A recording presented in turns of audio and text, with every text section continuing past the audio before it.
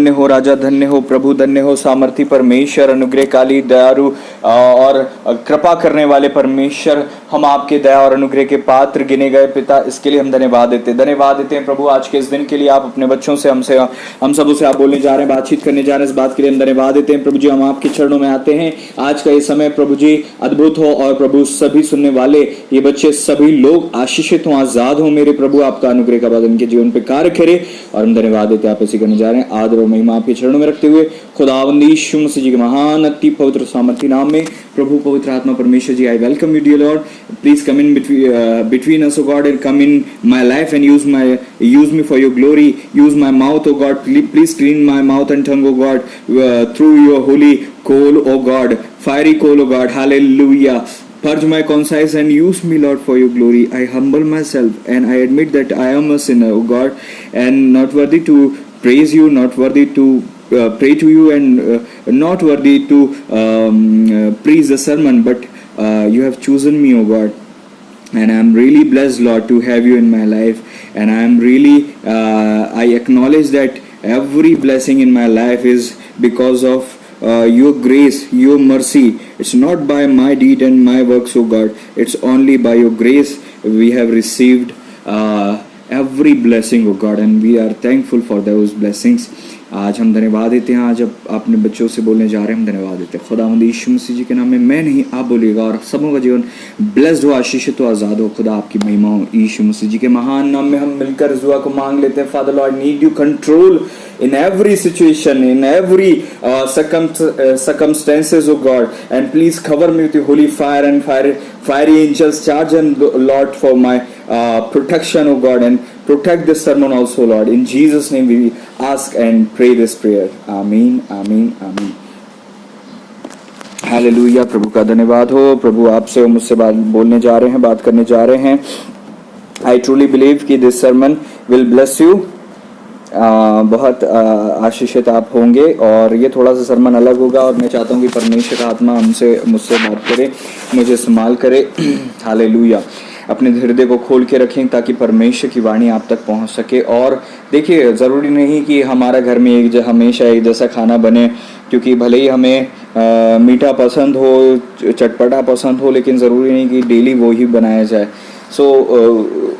परमेश्वर कई बार हमारे जीवन में ऐसी भी घड़ी और पल आता है जब हमारी लाइफ में करेक्शन आता है। तो हो सकता है अगर आपकी लाइफ में आज का ये वचन करेक्ट करने के लिए है, आपको चेताने के लिए है, वार्निंग देने के लिए है, बताने के लिए, समझाने के लिए है, तो आपको अपनी लाइफ में केयरफुल होना है ताकि आप इस प्रकार की गलतियां ना करें जो वचन में आपको बताई जा रही हैं।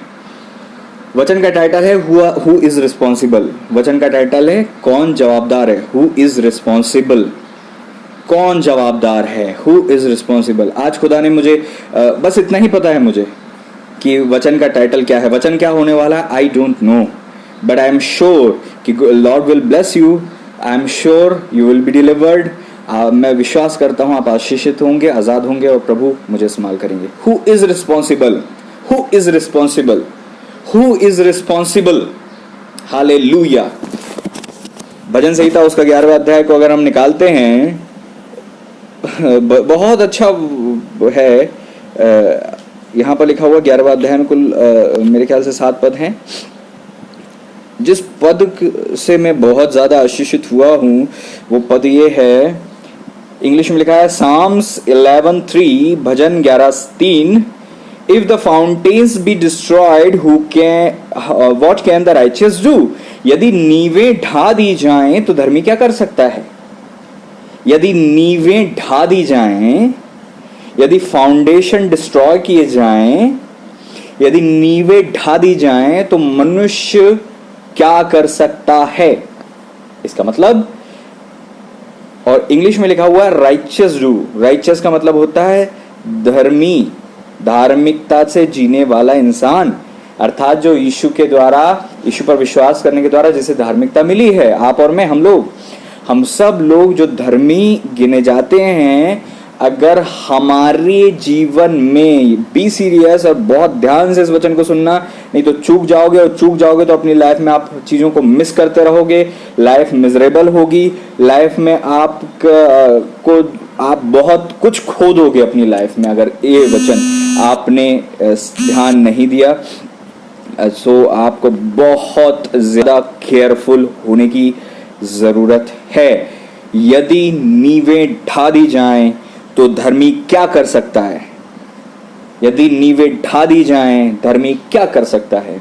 इसका मतलब ये, हमारी धार्मिकता परमेश्वर के अनुग्रह से हमें मिलती है, लेकिन हमारा जीवन कई प्रकार के फाउंडेशन से मिलकर बना है। हमारे जीवन में कई प्रकार की नींवें हैं, और अगर उन नींवों को हमने ध्यान नहीं दिया और वो नींवें ढा दी गई, टूट गई, डिस्ट्रॉय हो गई, तो याद रखो वचन कहता है धर्मी क्या कर सकता है। इसका मतलब धर्मी कुछ नहीं कर सकता,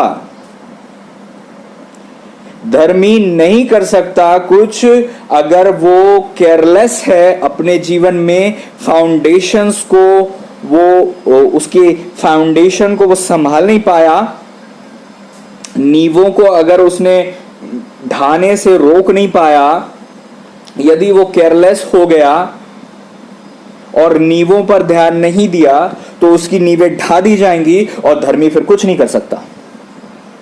क्या कर सकता है? हम कुछ नहीं कर सकते अगर हमने नींवों पर ध्यान नहीं दिया, हमने नींवों को प्रोटेक्ट नहीं किया। याद रखे, आपको ये याद होना चाहिए, लिख लेना चाहिए कि मसीही जीवन की नींवों को संभाल कर रखना है हमें। मसीह जीवन, धार्मिकता का जीवन कई प्रकार की नींवों से भरा हुआ जीवन है। हमारी लाइफ में कई नींव होती हैं, फाउंडेशंस होती हैं। एक आत्मिक जीवन एक घर की तरह होता है, एक आत्मिक जीवन मंदिर की तरह होता है। मंदिर में भी नींव डली थी, उसके बाद मंदिर बनाया गया था। ऐसे ही आपके लाइफ की नींव अगर आपने तोड़ने दी शत्रु को, या आपने गलती करके तोड़ी, तो जब आपके जीवन में वो नींवें टूट जाएंगी, आप कुछ नहीं कर पाओगे। That's why this sermon is very important for you।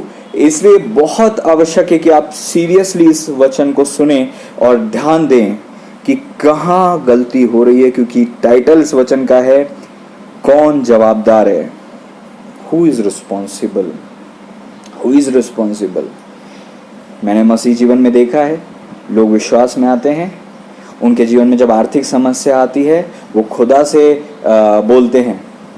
खुदा से हमें बोलना है, प्रार्थना करना, वो ठीक है, लेकिन वो रिएक्ट ऐसा करते हैं, वो प्रार्थना में ऐसे शब्द लेते हैं, इस प्रकार से वो अपनी गवाही देते हैं कि उनकी बोली से लगता ऐसा है जैसे कि परमेश्वर जवाबदार है। इसीलिए ये टाइटल है, जवाबदार है कौन वास्तव में।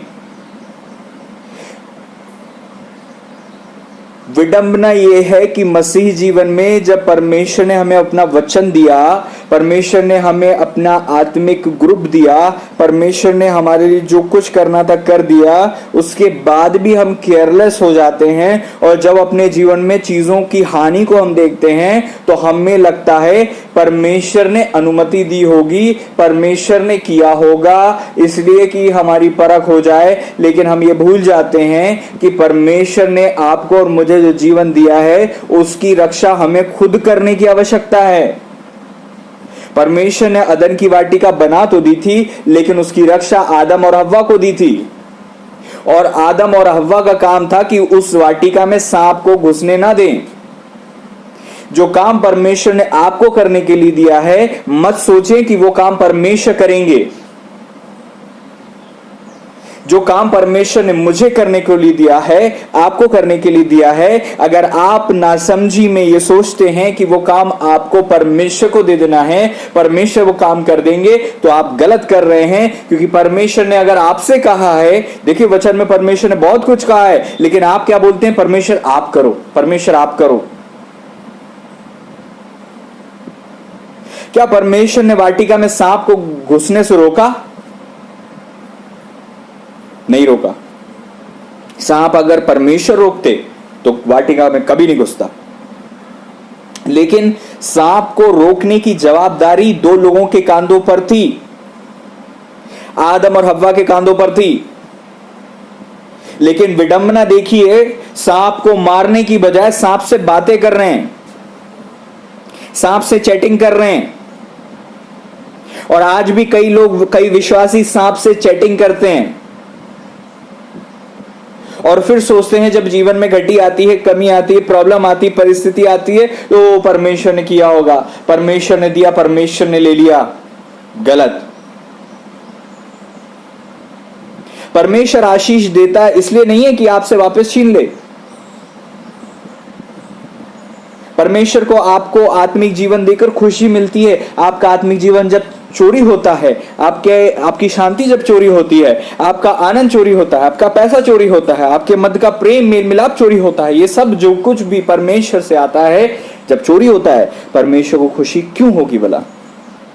परमेश्वर नहीं चाहेंगे। यदि आप अपनी संतानों को कुछ भी दिलाते हैं और वो चोरी चला जाए तो आपको दुख होता है, खुशी नहीं। और आप अपनी संतानों को कुछ चीज देकर वापस उनसे छीनते नहीं है। परमेश्वर ने आपको जो ब्लेसिंग दी है, वो ब्लेसिंग जब आपकी लाइफ से चोरी होती है, आप कहते हैं खुदा ने दिया, खुदा ने ले लिया। ऐसा नहीं होता। प्रॉब्लम क्या है ना कि हम जानते नहीं हैं, हो सकता है हमें बताया नहीं गया, इसलिए हमको लगता है कि हम हर चीज परमेश्वर पर थोप दें और हम कहें कि नहीं, मसीह जीवन तो ऐसा ही होता है। शर्म की बात है। क्या परमेश्वर ने मसीह जीवन ऐसा ही रखा होगा? है ना, प्रॉब्लम में, गरीबी में, बीमारी में, तकलीफों में, रोने में, पिसने में, अन्य जातियों से भी गया गुजरा जीवन, ऐसा जीवन क्या मसीह का होना चाहिए? प्रॉब्लम क्या है? हमें अनुग्रह से सब मिल गया और हम चाहते ही नहीं कि हम कुछ करें। हम तो चाहते ही नहीं कि हम अपनी वाटिका की रक्षा करें। हम तो ये चाहते हैं कि हम बस सोते रहें और परमेश्वर उसकी रक्षा भी करे, हमें आशीष भी देता रहे। कहिए, मैं जवाबदार हूं, मैं जवाबदार हूं। I am responsible. मैं आपको बताना चाहता हूं, आप लोग जवाबदार हो, हम जवाबदार हैं। आज आपकी जो लाइफ है उसके जवाबदार आप हो, इसको याद रखें। आज आप जो कुछ भी हो, आपकी लाइफ में जो अच्छा है वो परमेश्वर की ओर से, लेकिन जितना कुछ भी गलत हो रहा है वो परमेश्वर की ओर से नहीं है। परमेश्वर किसी की लाइफ में गलत नहीं करते, कभी नहीं करते। प्रॉब्लम क्या है ना, हम परमेश्वर को तो अनुमति देते नहीं कि हमारे जीवन में काम करें, लेकिन हमने शैतान को इतने सारे द्वार खोल के दे दिए कि आजा, घुस जा हमारे जीवन में।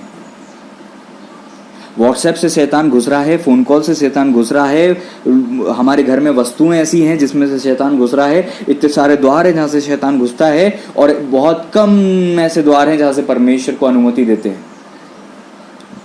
कुछ लोगों के घर में दास लोगों का जाना अलाउड नहीं है, कुछ लोगों के घर में प्रार्थना करना अलाउड नहीं है, कुछ लोगों को हम फोन नहीं कर सकते। इतने रास्ते परमेश्वर के लिए बंद हैं और सारे रास्ते शैतान के लिए खुले हैं। और उसके बाद कहते हैं कि हमने दुआ तो करी थी, उपवास भी करा था और हमारे जीवन में तकलीफ आ गई है। परमेश्वर जवाबदार नहीं है अगर आप अपनी लाइफ में कुछ भी खोते हैं। प्रभु ने कहा, मैं इसलिए आया कि तुम जीवन पाओ और बहुतायत का जीवन पाओ।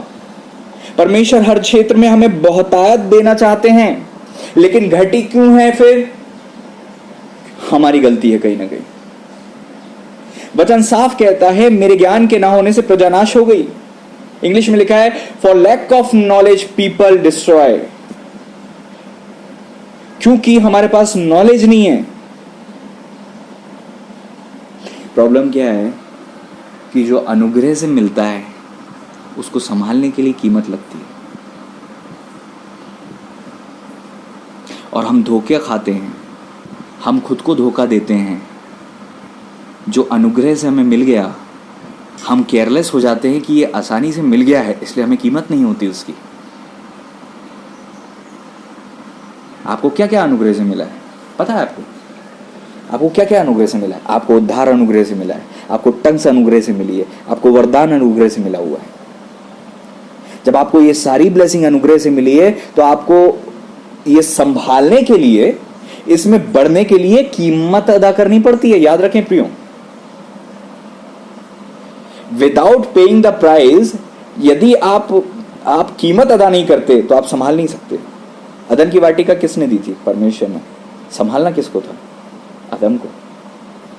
आपको जो कुछ परमेश्वर ने दिया वो परमेश्वर की ओर से मिला, संभालेगा कौन? Praise the Lord. परमेश्वर आपको संभालेंगे, लेकिन जो आपको परमेश्वर ने दिया उसको आपको संभालना है। क्या आप समझ रहे हो? जब आपको प्रॉब्लम होगी परमेश्वर आपकी केयर करेंगे, लेकिन जब आपकी संतानों को प्रॉब्लम हो रही है, आप क्या कर रहे हो? कौन जवाबदार है? हमारे जीवन की कितनी ऐसी क्षेत्र है जहां पर हमने आंख पर पट्टी बांध के रखी और हम सोचते हैं कल ठीक हो जाएगा, परसों ठीक हो जाएगा, अगले साल ठीक हो जाएगा, और ऐसे करके जीवन कट जाता है और कभी कुछ ठीक नहीं होता। क्यों अपने आप को धोखा दे रहे हैं हम? क्योंकि हमको लगता है परमेश्वर जवाबदार है। हम जवाबदार हैं। आज अपनी जवाबदारी को लो। यीशु मसीह ने किसी पर दोष नहीं दिया। प्रभु ने नहीं कहा कि ये इनने गलती की, उनने गलती की, उनने गलती की। हम लोग दूसरे पर जवाबदारी थोपते आ रहे हैं। अदन की वाटिका से आदम ने फल खाया, बोला स्त्री ने दिया, स्त्री ने फल खाया, बोला सांप ने दिया। आज भी हमारे पास इश्यूज हैं। हम गरीब क्यों हैं? क्योंकि अब वो हमारा वो ये नहीं हो रहा, वो नहीं हो रहा, काम नहीं चल रहा, वो नहीं हो रहा। हमारे पास 10 प्रकार के एक्सक्यूज हैं। 10 प्रकार के हमारे पास एक्सक्यूज हैं।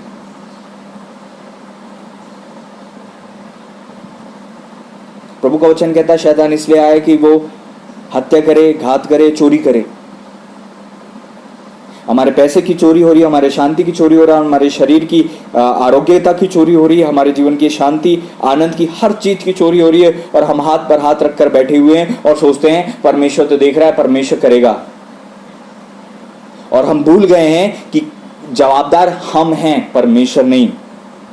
आप अपनी लाइफ में एक पॉइंट बताओ जहां परमेश्वर ने कोई गलती की आपके साथ। जब परमेश्वर ने कोई गलती नहीं की तो फिर घटी में क्यों हो? गलती आपसे और मुझसे हुई है। फिर प्रभु का वचन साफ कहता है मेरे ज्ञान के ना होने से प्रजा नाश हो गई। आप परमेश्वर की प्रजा हो, आप परमेश्वर के लोग हो, इतने समय से मसीह जीवन में हो। परमेश्वर ने दान दिए, परमेश्वर ने वरदान दिए, छोटी मोटी चीजें परमेश्वर यूं ही दे देता है, इतनी बड़ी बड़ी आत्मिक आशीष दी है। फिर क्यों आप स्ट्रगल कर रहे हो अपनी मैरिज में? क्यों स्ट्रगल कर रहे हो अपने बिजनेस में? क्यों स्ट्रगल कर रहे हो आप अपने जीवन के क्षेत्रों में? मैं बड़ा अचंभे में पड़ गया। पिछले 8 साल तक मैं इस चीज को नहीं जानता था। परमेश्वर ने 2-3 दिन पहले मेरे मन को खोला, मुझे प्रकाशन दिया इस विषय में कि कलीसिया किस क्षेत्र में स्ट्रगल कर रही है।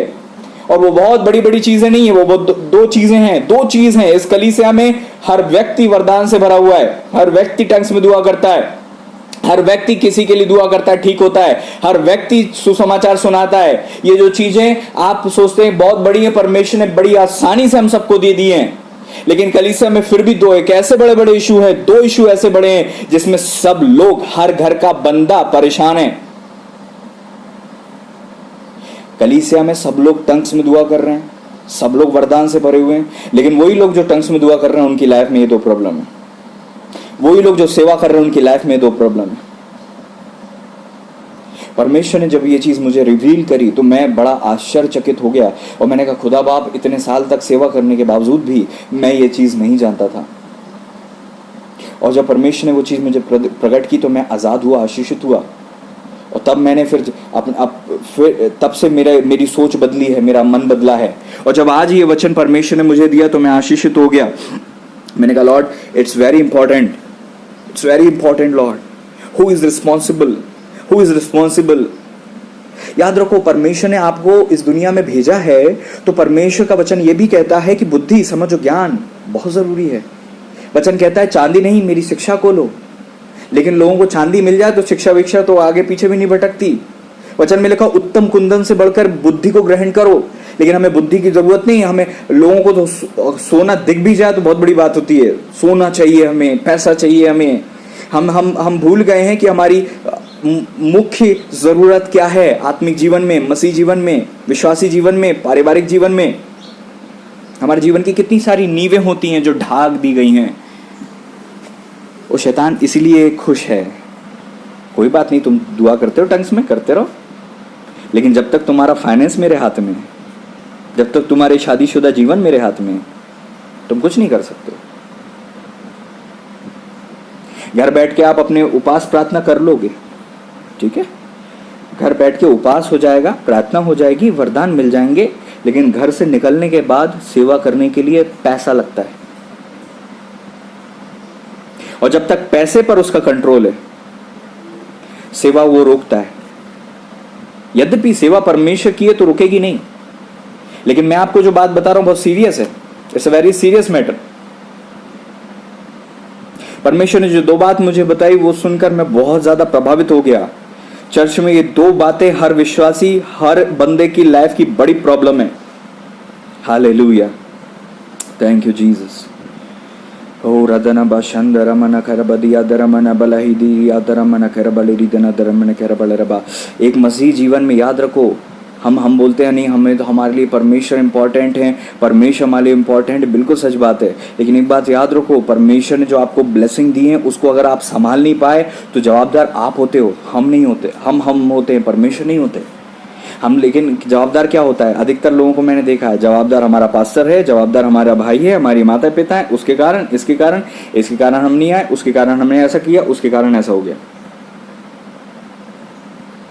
यीशु मसीह ने एक जगह मुझे बताओ जब ये बोला हो कि इसके कारण ऐसा हुआ, एक जगह बताओ।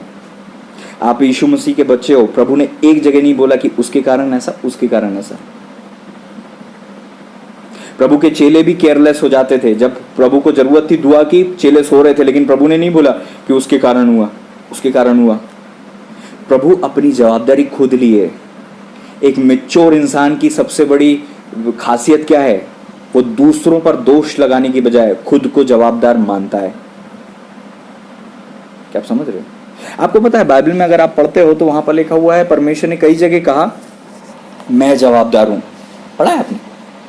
परमेश्वर ने कई जगह कहा मैं जवाबदार हूं। परमेश्वर ने जवाबदारी ली। नूह के समय में क्या हुआ? नूह के समय में लोगों ने गलती की, परमेश्वर ने जल प्रलय भेजा।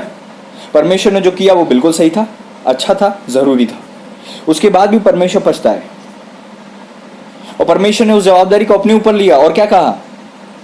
उन्होंने कहा कि आज के बाद कभी भी मैं जल प्रलय नहीं करूंगा।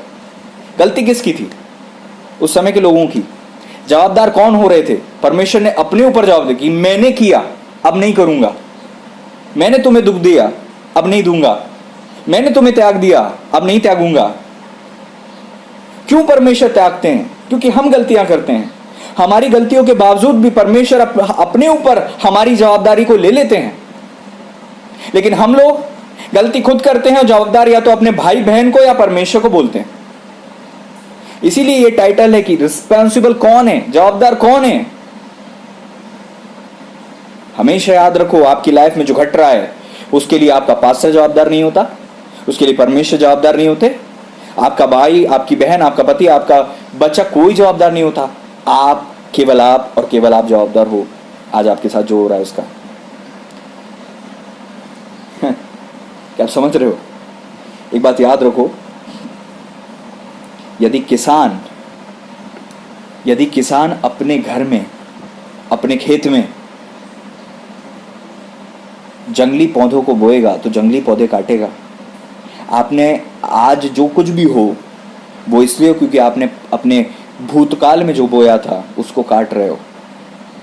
You are what you eat, you are what you sowed. आप जो खाते हो उससे आपका शरीर बनता है। आप जो बोलते हो वैसी आपकी परिस्थिति बनती है। आप जो करते हो उसका फल आपको मिलता है। Praise the Lord. क्या आप समझ रहे हो? आप जवाबदार हो अपने जीवन के हर क्षेत्र के। आप जवाबदार हो अपने जीवन के हर क्षेत्र के। क्या क्या नींव हो सकती है? एक नींव पैसा। आपके घर में ऐसा कुछ मुझे बताओ जो बिना पैसे के आया हो। आपके पहनने ओढ़ने, खाने, पीने, यहाँ तक कि जिस जगह पर आप रहते हो उसका भी टैक्स लगता है। जो पानी आपके आता है उसका भी टैक्स लगता है। जो बिजली पंखे में आप बैठते हो उसका पैसा आप देते हो। आप जिस सोफे पे बैठते हो, आप जिस पलंग पे सोते हो, आप जो भोजन खाते हो, ऐसी कोई चीज़ नहीं है जो कीमत से नहीं आती। तो क्या हमारे जीवन की नींव ये नहीं है पैसा? बिल्कुल है, फाउंडेशन है ये, और हमने नजरअंदाज कर दिया है इसको। यहां तक कि जो बाइबल आप हाथ में पकड़ते हो वो भी पैसे से छपती है, फ्री में नहीं छपती। भले ही उसके लिए हमने 100-150 रुपए, 160 रुपए, कितने भी रुपए दिए हों, उसकी रियल कीमत कम से, उसकी छपाई की कीमत 500 रुपए है, केवल छपाई की, कागज और बाकी चीजें भूल जाओ। कोई अपने जेब से पैसा निकालकर दान देता है बाइबल सोसाइटी ऑफ इंडिया को, तब जाकर वो बाइबल को इतने सस्ते में डिस्ट्रीब्यूट किया जाता है। आपने बाइबल की कीमत अदा नहीं की, प्रिंटिंग तक की कीमत अदा नहीं करते हम तो। हर चीज की कीमत है, और हम केयरलेस हैं पैसे को लेके, है कि नहीं है? हमको पैसा मैनेज करना नहीं आता, हमको पैसा इन्वेस्ट करना नहीं आता। आज कलीसिया में इतनी सारी स्त्रियां हैं, मैं स्त्रियों से बात कर रहा हूं। स्त्रियां सोचती हैं हम गृहिणी हैं, हमको कुछ नहीं करना, और अपने जीवन के एक बहुत अच्छी जीवन में जो परमेश्वर ने जवाबदारी दी है उससे पीछे हट जाती हैं। वचन में लिखा है धन्य स्त्री के विषय में, वो व्यापार करने वाली स्त्री है, वो खाली नहीं बैठती है, वो घर में काम भी करती है, दुआ भी करती है, सब कुछ करती है, उसका सारा काम सिस्टमैटिक है। घर वालों के उठने के पहले उठ जाती है, उसका पति तो नौकरी करता है लेकिन ये व्यापार करती है। वचन में लिखा हुआ वो दूर से जहाजों से सामान बुलाती है। वचन में लिखा उसके घर के सारे लोग गर्म कपड़े पहनते, लाल कपड़े पहनते हैं। वचन में लिखा है वो खेत पर विचार करती है, उसे मोल ले लेती है और खेती करती है, अपने परिश्रम से दाख की बारी लगाती है। दाख की बारी बिजनेस है। ओ हमारे पास पैसा नहीं है, पैसा नहीं है, पैसा नहीं है। क्या आपके घर में जो कमाने वाले हैं वो ही कोल्हू के बैल हैं कि बस वो कमाते रहें, वो अपनी एड़ी चोटी का जोर लगाते रहें और अपना पूरा का पूरा वजन अपने कांधों पर ले लें? मैं आपको एक रहस्य बताऊं, पुरुषों पे आज इतना लोड है कि आज अगर आप मृत्यु दर देखोगे तो पुरुष लोग कम जीते हैं स्त्रियों के मुकाबले, क्योंकि पूरे की पूरी चीजों की जवाबदारी उनके कांधों पर रहती है। वो कभी कभी शेयर नहीं करते, लेकिन वो चीज उनको खा रही होती है, खोखला कर रही होती है, और वो समय से पहले कई बार चले जाते हैं। क्यों होता है ऐसा? क्योंकि सारी जवाबदारी एक बंदे के ऊपर रख दी हमने। हम अपने आप को जवाबदार नहीं मानते कई चीजों का। We are responsible, we are responsible. क्या आपको पता है आपके हस्बैंड, अगर आप शादीशुदा हैं तो आपके हस्बैंड की प्रशंसा होगी कि नहीं होगी आप पर डिपेंड है, उनके काम पर नहीं। वो सक्सेसफुल होंगे कि नहीं होंगे ये आप पर डिपेंड है, उनकी मेहनत पर नहीं।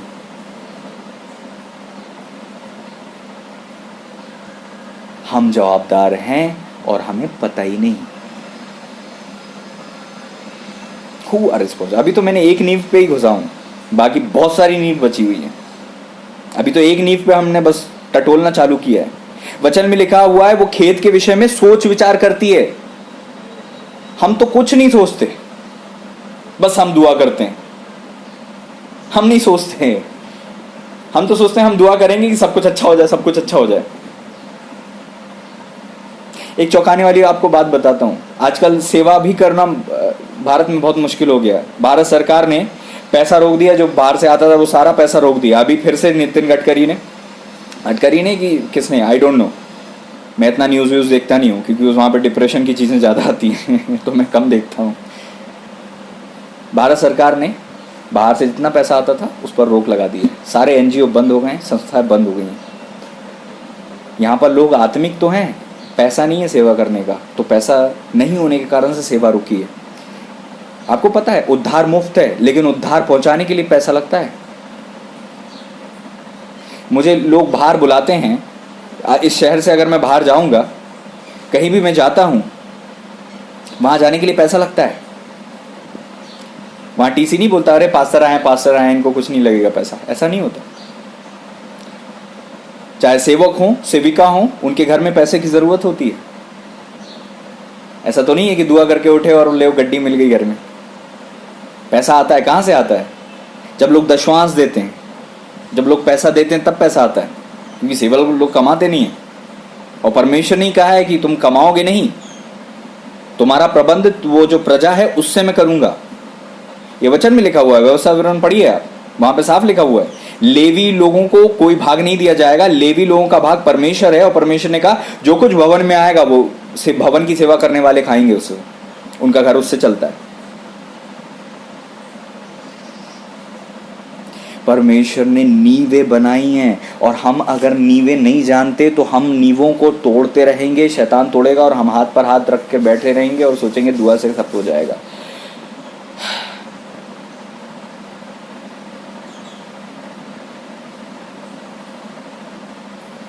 दुआ से पेट भरता है क्या? बताइए। खाना खाना पड़ता है ना, खाना पड़ता है ना। दुआ से सर्टिफिकेट घर नहीं आता, बच्चों को स्कूल भेजना पड़ता है। दुआ से पैसे की गड्डी घर में नहीं आती, पति को काम करने जाना पड़ता है।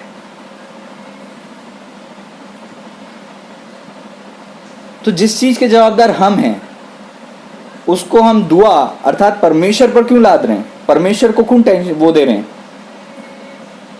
मेरा ये कहने का मतलब नहीं है कि आप दुआ करना छोड़ दें और बस कठिन परिश्रम करते रहें। मेरा कहने का ये मतलब नहीं है। मेरा कहने का मतलब है जवाबदार अगर हम हैं तो हम जवाबदार खुद को क्यों नहीं मानते? आज प्रॉब्लम क्यों है? क्योंकि हम जवाबदार हैं। सोचकर देखिए, अगर मैं पास्टर होने के नाते अगर जवाबदार हूं, अगर मैं कलीसिया के लिए दुआ करना छोड़ दूं, कलीसिया में प्रॉब्लम आ जाए, तो जवाबदारी किसकी होती है? मेरी होती है। आपके घर में कोई प्रॉब्लम है, जवाबदार कौन है? आपका पड़ोसी नहीं हो सकता, आपका पास्टर नहीं हो सकता, आप होते हैं। कितनी बड़ी जवाबदारी हव्वा के पास थी। चलो सांप घुस गया तो घुस गया, हव्वा ने क्या किया? सांप से बातें करी और पति को भी फल खिला दिया। एक स्त्री अपनी जवाबदारी को नहीं समझ पाती, इसके कारण से नींवें जो है ढा दी जाती हैं। और वचन कहता है धर्मी कुछ नहीं कर सकते। फिर धर्मी क्या कर सकते हैं? हमारी नींवें ढा दी गई हैं, हमारी नींवें टूटी हुई हैं। हर चीज पैसे से आती है, लेकिन हम पैसे के प्रति बिल्कुल केयरलेस हैं। पैसा भगवान नहीं है, पैसे को भगवान की जगह नहीं देना, लेकिन पैसा इंपॉर्टेंट तो है, उसको मैनेज तो करना पड़ेगा। अगर हमारे पास लिमिटेड पैसा आता है तो आपको बुद्धि से चलना पड़ेगा उसको मैनेज करने के लिए। वचन में लिखा हुआ हे आलसी चींटी के पास जा, चींटी के पास जाकर देख, वो अपनी भोजन वस्तु धूपकाल में बटोरती है, चींटी से सीख और बुद्धिमान हो जा। हमसे ज्यादा बुद्धि तो हमारे घर में घूमने वाली चींटियों के पास है। वो कभी नहीं बोलती, वो कभी नहीं बोलती कि हमारे पास खाने को नहीं है, ये महीना बड़ा कड़क गुजर रहा है। उसको पता है कि जब आने वाले समय में हमारे पास पैसा नहीं होगा तो आज हमें बटोरना है। चींटी को पता है, वो उनको कभी किसी बात की कमी नहीं होती। और हम मनुष्य जिसको परमेश्वर ने इतनी बुद्धि, हाथ पैर सलामत दिए, इतना बड़े अधिकार दिया, हम दुआ भी करते हैं, सब कुछ है, उसके बाद भी हम घटी कमी में क्यों हैं? क्योंकि नींवें ढा दी गई हैं। और हम नींवें तोड़ देने के बाद हाथ पर हाथ रखे बैठे हुए हैं और सोच रहे हैं आज नहीं तो कल सब ठीक हो जाएगा, हो सकता है हमारी ये परीक्षा हो। गलत है, गलत है। एक नींव होती है पैसा, एक नींव होती है मैरिड लाइफ, शादीशुदा जीवन, पारिवारिक जीवन, शादीशुदा जीवन। एक होता है पति पत्नी। एक बात मुझे बताइए, घर कैसे बनता है? घर की नींव क्या है? पति पत्नी तो हैं। अच्छा बताइए, बच्चे बच्चे बच्चे किस नींव पे खड़े होते हैं? धरती पर बच्चा आना है, इंसान को आना है तो कैसे आता है? एक स्त्री और एक पुरुष से। तो नींव कौन होंगे? स्त्री और पुरुष। जो संतान के माता पिता नहीं होते, जिसे लावारिस हम कहते हैं, जिसे हम अनाथ कहते हैं, वो खाएगा तो बड़ा हो जाएगा, लेकिन अगर बिना माँ बाप के अगर वो बड़ा होगा तो उसका जीवन कितना खतरनाक होगा हम सोच भी नहीं सकते। ऐसे ही हम लोग हैं, बिना नींव के मसीह जीवन जीते जा रहे हैं, तकलीफ में हैं, परेशानी में हैं, दूसरों पर थोपते हैं या परमेश्वर से कहते हैं, थोप देते परमेश्वर पर। प्रभु करे कि आपकी बुद्धि खुल जाए। चर्च में दो मेन प्रॉब्लम, आपकी फाइनेंशियल कंडीशन चर्च में सब लोगों की बुरी है। क्यों हम फाइनेंशियली प्रॉब्लम में हैं? क्यों हमारी मैरिज लाइफ प्रॉब्लम में है? क्यों हमारे बच्चे जो हैं मसीह में नहीं बढ़ रहे? क्यों हमारी संतान जो हैं परमेश्वर के करीब नहीं बैठते? उसका कारण कौन है? हम। आपको पता है, आप और मैं जवाबदार हैं अपने जीवन के हर क्षेत्र के। आप जवाबदार हो अपनी संतानों के। उनके भविष्य में जो कुछ भी होता है उसका लेखा जोखा माता पिता को देना पड़ेगा। आपने उनको इस दुनिया में लाए क्यों इस दुनिया में उनको लाए?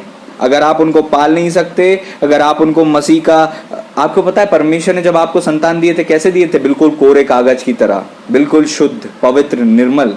उनको कोई गाली नहीं आती थी बकना, उनको कोई बुराई नहीं आती थी, कोई पाप नहीं आता था। लेकिन जब आपको दिया परमेश्वर ने जैसा बच्चा, जितना साफ सुथरा दिया था ना, उतना साफ सुथरा परमेश्वर वापस मांगेंगे।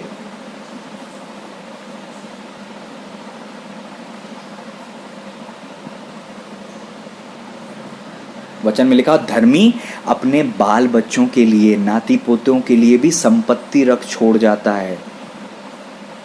इसका मतलब ये, आपके बच्चे गरीबी में ना रहें उसकी जवाबदारी आपको है। आपके बच्चे खुद के घर में रहें उसकी जवाबदारी आपके कांधों पर है। आपके बच्चों का भविष्य, पढ़ाई और सारी चीजों की जवाबदारी आपके कांधों पर है। लेकिन हम देखते हैं केयरलेसनेस की हद। पैसा है नहीं कि बच्चों को पाल सके, लेकिन बच्चे कर रहे हैं, बच्चे पे बच्चे होते जा रहे हैं, और उनको फिर उनकी ना पढ़ाई होती है, ना वो ढंग से कपड़े पहन पाते, ना ढंग से वो रह पाते। कौन जवाबदार है? बच्चे हमने पैदा किए, हमने ही सारी चीजें की, और जब वो रोते हैं तो हम परमेश्वर से कहते हैं। कौन जवाबदार है? We are responsible. हमारे पास अगर पैसे की कमी है, वी आर रिस्पॉन्सिबल। आत्मिक जीवन कई चीजों से मिलकर बना हुआ होता है। वचन में यह भी लिखा हुआ है कि नबियों की प्रतीति करो तब तुम कथार्थ हो जाओगे। कुछ लोग सोचते हैं हमारा आत्मिक जीवन ऐसे ही चलता रहेगा, उनके जीवन में कोई भी पास्टर नहीं है, उनके जीवन में कोई भी आत्मिक अगुवा नहीं है। पास्टर का मतलब मैं पास्टर के रूप में नहीं ले रहा हूं, आत्मिक अगुवा, आत्मिक पिता, आत्मिक लीडर, जिसके बिना आत्मिक जीवन नहीं उठता है। वो नींव है स्पिरिचुअल लाइफ में, वो हमारे लिए नींव के रूप में है। वो उठेंगे तो हम उठते हैं, वो गिरेंगे तो हम गिरते हैं। वो नींव इतनी कड़क नींव है, परमेश्वर ने वो नींव के रूप में दिया है। आपको पता है, विधवा के घर में एक दास भेजा गया, और ताकि वो विधवा भरपेट खा सके। तो दास ने बोला, तू इससे पहले, वो बोलती हम खाएंगे मर जाएंगे। दास ने कहा कि तू पहले मेरे लिए ला। क्या आप समझ रहे हो? एक बहुत साल पहले एक शख्स ने मुझे कहा था, मैंने कहा भैया, एक शख्स से मैंने पूछा, मैंने कहा कि बहुत प्रॉब्लम हो रही है। उन्होंने कहा भैया प्रॉब्लम होगी क्यों नहीं होगी, चर्च में प्रॉब्लम होगी, क्योंकि दासों के घर में प्रॉब्लम है, चर्च में तो प्रॉब्लम होगी। वो बंदे ने मुझसे कहा, मैंने इस एंगल से कभी सोचा नहीं। मैंने कहा इसका तो कोई कनेक्शन नहीं होगा। लेकिन उन्होंने कहा जब दास लोग तरस रहे हैं तो चर्च कैसे खुश रहेगा? चर्च को तकलीफ होगी, क्योंकि जिस जगह पर हम रहते हैं, अगर वहां पर अभिषिक्तों के जीवन में प्रॉब्लम आती है तो खामियाजा कलीसिया को भी भुगतना पड़ता है। हमने तो सुना भी नहीं होगा,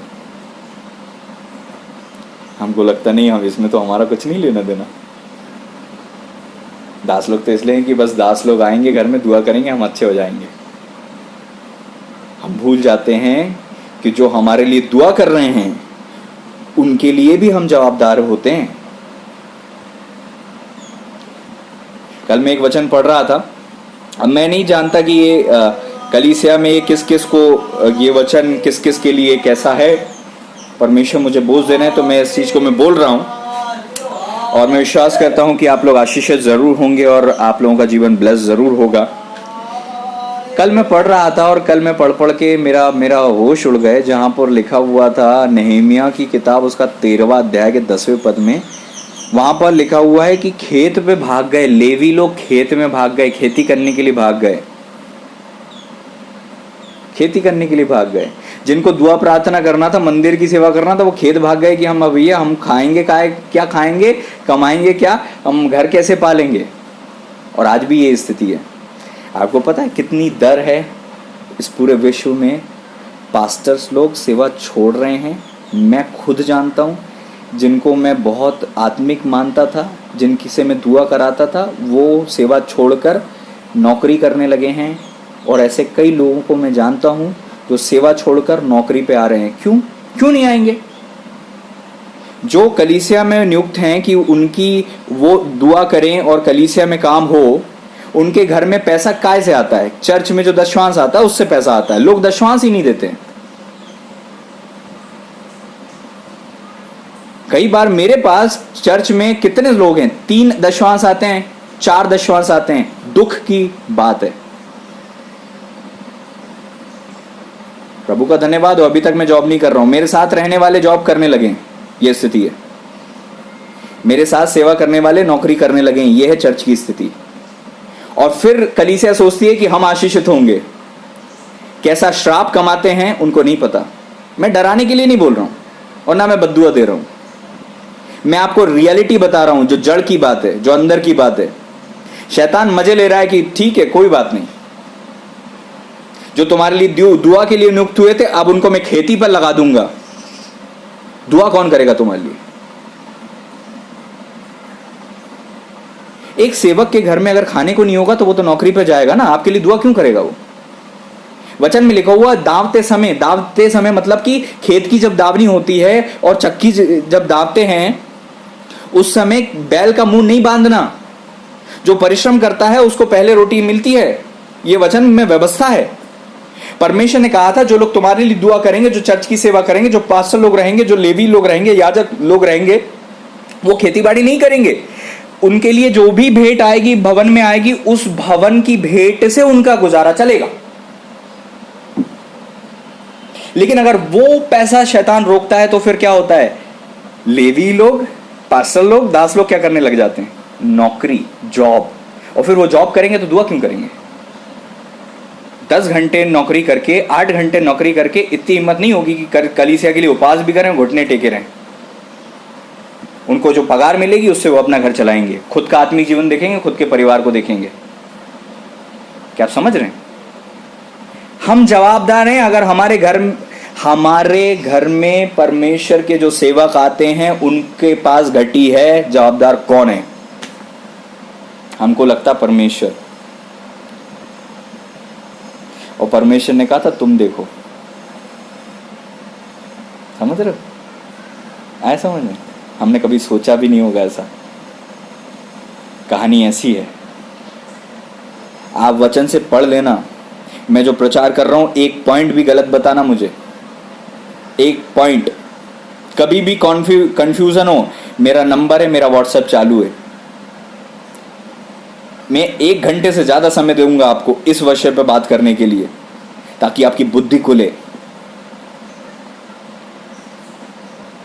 वचन से सिद्ध करूंगा मैं हर बात को। निकाल के मैं पढ़ता हूं, देखिए नहमीया की किताब 13वां अध्याय 10वां पद। यहां क्या लिखा हुआ? फिर मुझे मालूम हुआ कि लेवियों का भाग उन्हें नहीं दिया गया। नहमीया की किताब उसका 13वां अध्याय का 10वां पद। फिर मुझे मालूम हुआ कि लेवियों का भाग उन्हें नहीं दिया गया, और इस कारण काम करने वाले लेवी और गवैये मतलब आराधना करने वाले अपने अपने खेत को भाग गए, अपनी अपनी नौकरी करने लगे। क्यों? क्योंकि उनको उनका भाग नहीं मिल रहा। कहां से आता है उनका भाग?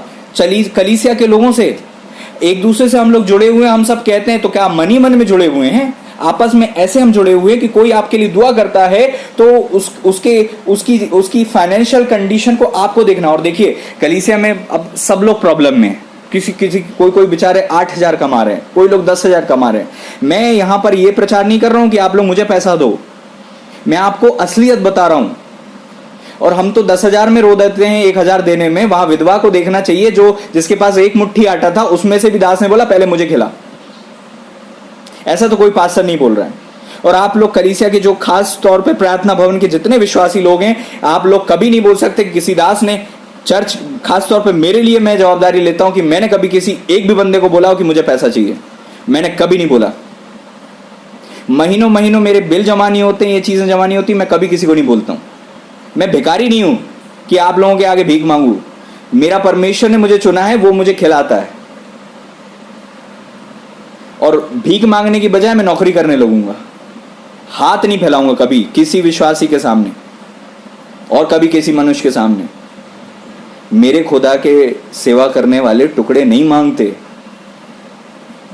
कभी नहीं मांगने देंगे परमेश्वर। तो मैं ये प्रचार इसलिए नहीं कर रहा हूं क्योंकि मुझे घटी है, मैं इसलिए कर रहा हूं क्योंकि ये असलियत है। यहां हम कमजोर हैं, यहां हमारी नींवें ठा दी गई हैं। वचन में लिखा हुआ है लेवियों को उनका भाग नहीं दिया जा रहा है। कौन देता है भाग, परमेश्वर कि मनुष्य? परमेश्वर ने वो काम की जवाबदारी मनुष्य को दी है कि तुम्हें, परमेश्वर ने देखो एक व्यवस्था ठहरा दी, क्योंकि प्रभु जी को पता था आदमी को नहीं बताया जाएगा तो करेगा नहीं। परमेश्वर ने कहा एक काम करते हैं, दशवांश ठहराते हैं, ज्यादा नहीं तो दशवांश सब लोग अपना अपना दशवांश इकट्ठा करेंगे, तो जो कोई भी सेवा करेगा उसके लिए उसका गुजारा वहां से होगा। ठीक है? और वो लोग क्या करेंगे? वो लोग प्रार्थना करेंगे, दुआ करेंगे, उपवास करेंगे। उनका काम ये है स्पिरिचुअल, उसका वो लोग परमेश्वर में ज्यादा होंगे तो वो आत्मिक रीति से कवरिंग करेंगे। मसीह में आने के बाद एक स्टैटिस्टिक देखिए, मसीह में आने के बाद लोगों के बीमार होना कम हो जाते हैं, उसके कारण 1,000 रुपए उनके बचते हैं, हजारों रुपए। एक्सीडेंट नहीं होते, वहां हजारों बचते हैं। उनकी गाड़ियां खराब होना बंद हो जाती हैं, वहां हजारों बचते हैं। उनको फालतू का पैसा लूटने वाली जगह से, जहां जहां से पैसा लूटने वाला होता है, परमेश्वर वहां से लूटने नहीं देते, वहां से उनके हजारों बचते हैं। ये सब दुआ प्रार्थना से उनके जीवन में ऐसी कवरिंग आ रही है जिसका कोई पैसा नहीं होता है। आपके चारों तरफ परमेश्वर ने जो स्वर्गदूत बिठाए हैं, उसका पैसा आप और मैं नहीं दे सकते। तो हम जो परमेश्वर दे रहे हैं उसकी कीमत नहीं लगा रहे। ना कोई विश्वासी लगा सकता है, ना कोई दास लगा सकता है उसकी कीमत। लेकिन हमें यह देखना है कि कोई हमारे लिए जाग रहा है तो हम उसके लिए क्या कर रहे हैं। कोई ने हमारे लिए दुआ करी तो हमने उसके लिए क्या सोचा। एक बहन ने बहुत अच्छा एक मैसेज भेजा था, मैंने देखा व्हाट्सएप पे और मैं पढ़ रहा था कि लोग अपनी हमेशा दुखड़ा लेकर पास्टर के पास आते हैं और कभी ये नहीं पूछते आपने खाना खाया, घर कैसा है, सब ठीक है, आपको तो कोई प्रॉब्लम नहीं है। और असलियत क्या है? जितना एक विश्वासी को प्रार्थना की जरूरत होती है उससे ज्यादा एक दास को प्रार्थना की जरूरत होती है। लोगों के पास सर्दी बुखार के लिए जब मैं दुआ करता हूं, मैं खुदा से कहता हूं प्रभु इनसे ज्यादा बीमारी में तो आज भी मैं हूं, और मैं दुआ कर रहा हूं, मैं इनसे ज्यादा बीमार हूं आज भी, दुआ करते वक्त भी। उसके बाद ये ठीक हो जा रहे हैं और कोई पलट कर नहीं बोलता है कि थैंक यू दुआ करी थी। हमसे पूछने की बजाय कि हमें क्या प्रॉब्लम है, वो तो बहुत दूर की बात हो जाती है। खुदा को धन्यवाद देने भी नहीं आते कि आपसे दुआ कराई थी हम ठीक हो गए। ये तो स्थिति है विश्वासियों की, नींवें गिरी हुई हैं और हम सोचते हैं हम आशीषित होंगे। हिजकिय्याह को परमेश्वर ने ब्लेस किया था, वचन में लिखा हुआ हिजकिय्याह ने उसका बदला परमेश्वर को नहीं दिया, परमेश्वर क्रोधी हो गए, क्रोधित हुए। यहां पर लिखा हुआ है 13वें अध्याय के 11वें पद में नेहमिया में, तब मैंने हाकिमों को डांट कर कहा परमेश्वर का भवन क्यों त्यागा गया। फिर मैंने उनको इकट्ठा करके एक एक को उसके स्थान पर नियुक्त किया। फिर आगे देखो 12वां पद, तब से सब यहूदी अनाज, नए दाखमधु, टटके तेल के दशमांश भंडारों में लाने लगे। जब उनको डांट पड़ी तो सबके दशमांश निकले। नेहमिया के टाइम में शुरू से ये होता आ रहा है। मैंने भंडारों के अधिकारी नियुक्त किए, ठीक है, यहां पर लिखा हुआ है। फिर वहां पर उन्होंने नियुक्त किया और वहां पर चीज ठीक चलने लगी। शैतान बहुत चालाकी से काम करता है। बहुत चालाकी से काम करता है। एक जवान लड़की जब विश्वास में, पैसे की तो बात हो गई है ना, अब आगे बढ़ते हैं। अब हम आते हैं मैरिज पे।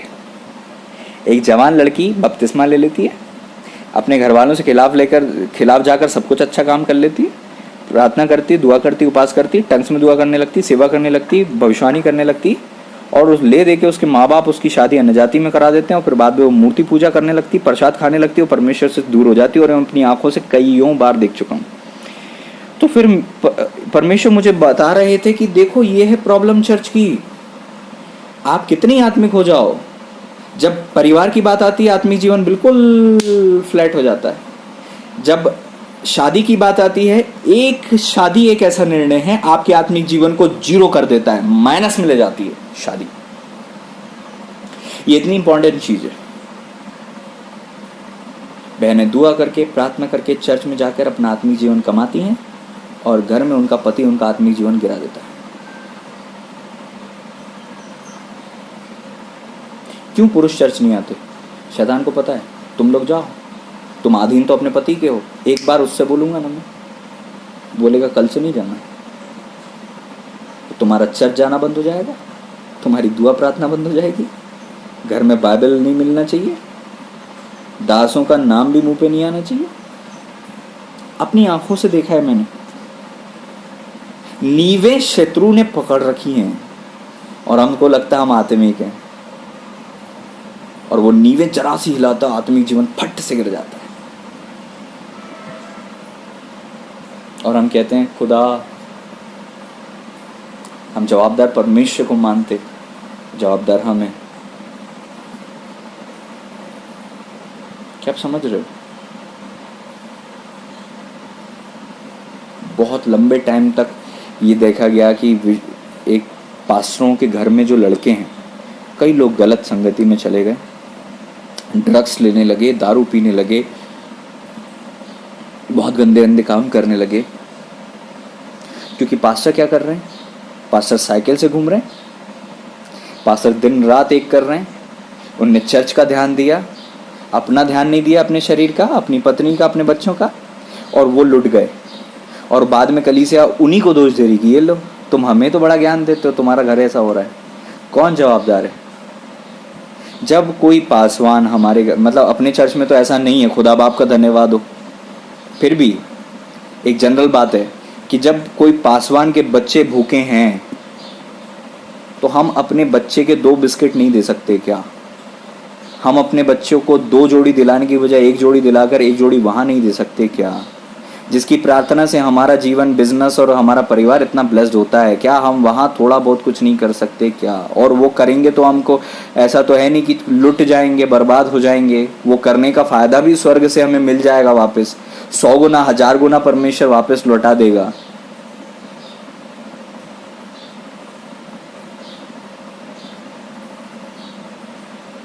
परमेश्वर लोगों को बुद्धि दे। जब कोई पास्टर हमारे घर में आकर आत्मिक स्थिति को देखकर हमें आत्मा में बढ़ाता है, तो हमको भी कभी उनके घर जाकर उनकी आर्थिक स्थिति को देखना चाहिए। हम बस सिक्के का एक पहलू देखते हैं, अपनी जवाबदारी को हमने कभी नहीं निभाया और पूरा नहीं किया। We are responsible. वचन में लिखा हुआ है, तुम तो देवदारों के घर में रहते हो और परमेश्वर का मंदिर उजाड़ पड़ा हुआ है। कौन जवाबदार है? दाऊद राजा से सीखो, वो कहता है कि मैं तो भवन में रहता हूँ और परमेश्वर का संदूक तंबू में रहता है। हम लोग जवाबदार हैं। अच्छा, जवाबदारी में अब मैं टेंशन देने के लिए तो बोल नहीं रहा हूँ कि और पता नहीं क्या करना है। आप जिस भी कलीसिया से हो, क्योंकि कई लोग अपने चर्च के बाहर से भी लोग सुनते हैं, जिस भी कलीसिया से हो, आप जिस कलीसिया से जुड़े हो, जो पास्टर आपके लिए दिन रात जागते हैं, वो प्रार्थना करते हैं, वहां पर आपका दशवांश तो जाना ही चाहिए। नहीं तो आपके पास्टर फिर आपके लिए अगर दुआ नहीं करते तो आप कभी कंप्लेंट नहीं कर सकते, क्योंकि आप अपनी जवाबदारी पूरी नहीं कर रहे हो।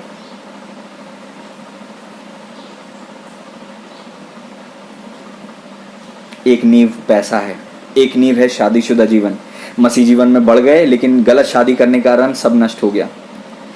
पति पत्नी, आपको पता है, पत्नी खूब दुआ कर ले, सब कुछ कर ले, लेकिन पति से अगर झगड़ा कर लेगी ना, तो उसकी दुआएं भी स्वर्ग नहीं जाएंगी। तो शैतान बोलता है तुम सब कुछ कर लो, मैं तुम्हें यहीं उलझा दूंगा, तुम्हारी दुआई ऊपर नहीं जाएगी। तो नींवें हमने क्या कर दी हैं? बर्बाद कर दिए हैं। नींवों पर हमने काम नहीं किया, हमने नींवों को मजबूत नहीं किया जिस पे धार्मिकता का जीवन टिका हुआ होता है। वास्तव में हमारी सबसे मुख्य नींव तो हमारा प्रभु है, हमारा यीशु है, हमारा प्रभु जी है, हमारे प्रभु जी हैं। लेकिन परमेश्वर ने इस धरती पर भेजकर कई सारे लोग हमें चीजें दी हैं जिस पर हमें ध्यान देने की जरूरत है।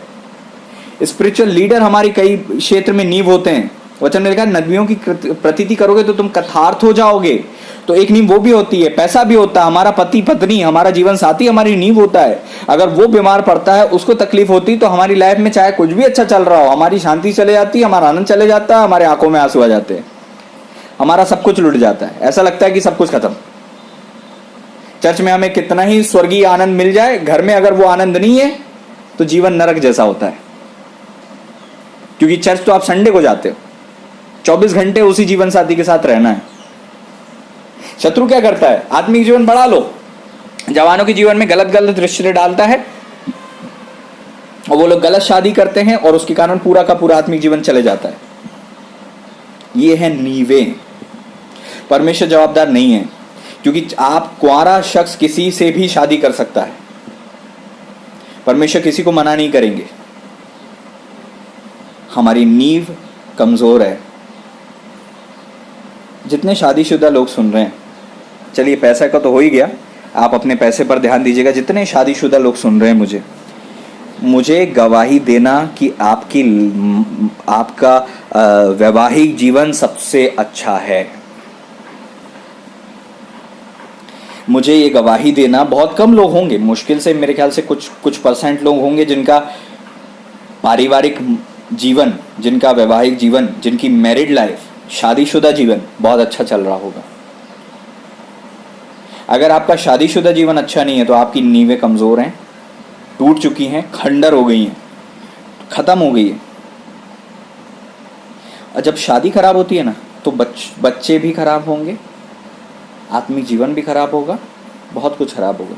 एक गलत शादी ऐसा करती है। और जरूरी नहीं कि आपकी शादी सही हुई हो तो सब कुछ अच्छा होगा। परमेश्वर ने हव्वा आदम को दी थी, परमेश्वर ने लेकर आए थे, हव्वा परमेश्वर ने बनाई थी, फिर भी उसी हव्वा के द्वारा फल मिला और आदम ने खाया। तो इसका मतलब ये नहीं कि आपकी शादी अच्छी हुई है तो सब अच्छा होता है।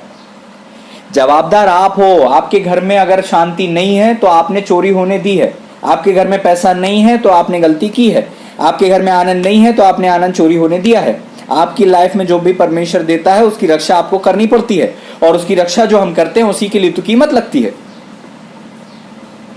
इसीलिए मैंने कहा था कि जो परमेश्वर अनुग्रह से देता है उसको संभालने के लिए कीमत लगती है। हमें कीमत अदा करना पड़ेगा, तब हम अपने जीवन को संभाल पाएंगे। ये तो हो गया वो आत्मिक, स्पिरिचुअली आत्मिक लीडर, अगुए, परमेश्वर के द्वारा नियुक्त आत्मिक पिता, माता, जो भी, पैसा, ठीक है, पारिवारिक जीवन, मसीह जीवन, समझ रहे हो, सोशल लाइफ, सामाजिक लाइफ, समाज में ही हमारा कुछ नहीं है, समाज में हमारा अच्छा नाम नहीं है। वचन में लिखा बड़े धन से अच्छा नाम अधिक चाहने योग्य होता है। क्या आप समझ रहे हैं? इतनी सारी चीजों में हम लोग केयरलेस होकर सोचते हैं कि हमारा सब कुछ अच्छा होगा। कैसे अच्छा होगा? और सबसे बड़ी चीज, एक और जो मुख्य चीज है वो है शरीर। आप जो खाते हैं आप वो बन जाते हैं। आपको अपने शरीर का नॉलेज नहीं है। शरीर में इतने लोग कमजोर हैं, मैं आपको क्या बताऊं।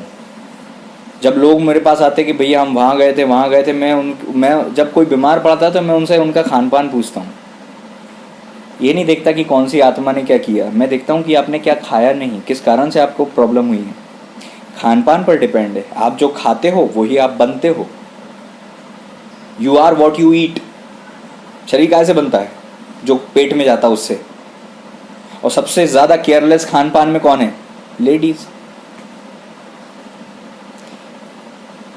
क्योंकि उनका खाने का रास्ता उनके मन से जाता है। मूड नहीं हो रहा तो खाना भी नहीं खाती, बहस हो गई तो खाना भी नहीं खिलाता, टेंशन है तो रोटी नहीं, गिलते नहीं बन रहा, पति से लड़ाई हो गई तो नहीं खा रही, टेंशन है तो खाना नहीं खाते बन रहा है, और खा भी रही तो फिर वही चाट, वही मसाले, चटपटा भोजन, फुल्की चाहिए, चाट चाहिए, चाउमीन चाहिए, दुनिया भर की चीज चाहिए जिससे प्रोटीन मिलता है, जिससे एनर्जी मिलती है, नहीं। और इस स्त्री के लिए सबसे बड़ी ब्लेसिंग क्या होती है पता है? जब वो माँ बनती है। लेकिन मैं देखता हूँ स्त्रियां, मैं जाता हूँ ना, जब हॉस्पिटल में जाता हूँ, रिक्वेस्ट क्या आती है, भैया दुआ करना, बच्चा तो हो गया है, बच्चा कमजोर है। बच्चा कमजोर क्यों है? 9 महीने कहाँ था वो? कहाँ था 9 महीने? बच्चे का शरीर कैसे बनता है? जो माँ खाती है उससे बनता है, उससे बनता है। तो बच्चा कमजोर है, ये किस ओर संकेत करता है? पास्टर होने के नाते मैं कभी आत्मिक रीति से नहीं सोचता हूं, मैं बहुत ज्यादा इस एंगल से सोचता हूं, क्योंकि आत्मिक रीति से तो वो पता चल ही जाता है। लेकिन कारण क्या होता है? देखो मैं आपको एक बताता हूं, दुष्ट आत्मा भी अगर आप अच्छा खाओगे तो आपको बीमार नहीं कर पाएगी। आप गंदा खाते हो, गलत खाते हो, गलत जगह खा लेते हो, इस कारण से उसको आपके शरीर में घुसने का अवसर मिल जाता है। अगर आप ढंग का खाओगे तो वो आपके शरीर में नहीं घुस सकती। मैं सच कह रहा हूं। इसी वक्त में कोई भी इंसान जहर पिएगा तो क्या होगा बताओ? मर जाएगा, मर जाएगा ना। ऐसे तो शैतान मार नहीं पा रहा, लेकिन अगर आप नेगेटिव चीज खा लोगे तो क्या होगा? उसको अधिकार मिल जाएगा कमजोर करने का, मारने का, बीमार करने का। क्या आप समझ रहे हो इस बात को? बच्चा कमजोर क्यों है? 9 महीने वो जिस पेट में था, उसकी माँ को फुल्की ज्यादा पसंद है दाल की बजाय। उसकी माँ को बगरे चावल सूखे खाने ज्यादा पसंद है प्रोटीन का खाना की बजाय। उसकी माँ सुबह उठते से ही चाय पी लेती है, ये नहीं जानती कि उस चाय से उसके बच्चे को कुछ नहीं मिलेगा। हो सकता है चाय की तलब की आदत मिल जाए पैदा होने के बाद, वो भी चाय मांगे, क्योंकि 9 महीने भी चाय पी रहा था वो कितनी जवाबदार हैं स्त्रियां, पता है आपको? शैतान आदम के पास नहीं गया, हव्वा के पास गया, क्योंकि उसको पता है कि जरूरत मेन कौन है। वचन में लिखा है हर स्त्री अपने घर को बनाती है, मतलब पुरुष नहीं बनाता घर, स्त्री बनाती है। अब अगर मैं किसी भी घर में जाता हूं और उस घर में कुछ भी मुझे दिखता है तो मैं कभी नहीं सोचता कि पुरुष की टेंशन है, पुरुष ने कुछ किया। मेरा हमेशा ध्यान ये रहता है स्त्री ने क्या किया है। घर की स्थिति, बच्चों का रवैया, बच्चों की हेल्थ, इस सब की जवाबदारी परमेश्वर ने स्त्रियों को दी है। मैं सच कह रहा हूं। और जो हमारी जवाबदारी है, उस जवाबदारी को हम या तो प्रभु से कहते हैं या पास्टर से कहते हैं। भैया दुआ करना, खाना नहीं खाता। कौन जवाबदार है? आपका बच्चा कमजोर हो रहा है, खाना नहीं खाता, कौन जवाबदार है? माँ। पति तो बाहर जाते हैं काम करने, वो जवाबदार नहीं है। माँ, बच्चे को क्या परसेंटेज आएंगे, माँ जवाबदार है। बच्चे बिगड़ रहे हैं तो पति क्यों बोलते हैं कि तुमने बिगाड़ा? वो सही बोलते हैं, जवाबदारी आपकी है। ऐसा नहीं है कि पति की जवाबदारी कुछ नहीं है, बस उसको कमाना और कुछ नहीं है, उनकी भी जवाबदारी है। लेकिन वचन में नहीं लिखा कि घर स्त्री और पुरुष बनाते हैं या पुरुष बनाते हैं। वचन में लिखा है हर बुद्धिमान स्त्री अपने घर को बनाती है, मूढ़ स्त्री उसको ढा देती है। आपके हाथों में ये पावर है कि आप अपने घर को बनाओ या बिगाड़ दो, आपके हाथ में ये पावर है। और शैतान ने अगर आपकी लाइफ को कंट्रोल कर लिया तो आपके घर को कंट्रोल कर लिया। एक स्त्री यदि प्रार्थना में आती है तो उसके घर की सूरत बदल जाती है, और अगर वो प्रार्थना नहीं करे तो उसकी घर की हालत कितनी खराब होगी आप सोच नहीं सकते। तो आप प्रार्थना इसलिए तो कर ही रहे हो कि आपको प्रभु में बढ़ना है, इसलिए भी कर रहे हो क्योंकि आपके कांधों पर इतनी जवाबदारी है। अगर आप दुआ नहीं करोगे तो उस जवाबदारी को उठा नहीं सकते, आप रिस्पॉन्सिबल हो। वचन में लिखा है वो धन्य स्त्री क्या करती है, जल्दी उठ जाती है। जल्दी उठती क्यों है? ताकि वो दुआ प्रार्थना कर ले। एक और प्रॉब्लम, जब मैं जाता हूं तो बच्चा तो कमजोर है, बाद में एक और रिक्वेस्ट आती है, 2-4 रिक्वेस्ट वहीं की वहीं मिल जाती है। भैया दूध नहीं उतर रहा है माँ को, किसकी प्रॉब्लम है? बचपन से अपने मायके में लड़कियां गलत खाना खाती हैं, उनको पोहा पसंद है, उनको चाट पसंद है, उनको मसाले चटपटे पसंद हैं, उनको नॉर्मल अच्छा भोजन पसंद नहीं है। किसी भी स्त्री का ह्यूमन एज भी आप लेकर देखो, एज भी सबका कम आएगा। सब एनेमिक हो रखी हैं, शरीर में खून ही नहीं है, सब वीक हैं, सब बीमार हैं। परमेश्वर ने इतना अच्छा शरीर दिया है, इतना अच्छा सब कुछ दिया है, और हमने सब बर्बाद कर रखा है। हमको लगता है हम जवाबदार नहीं है शरीर के। आपका शरीर आपका है, आप जवाबदार हो। वचन कहता है जो कोई शरीर को नाश करेगा उसको मैं नाश करूंगा। आपका शरीर उससे बनता है जो आप खाते हो। आप जबान के लिए मत खाओ, आप अपने मन से मत खाओ, आपको खाना है इसलिए आप खाओ।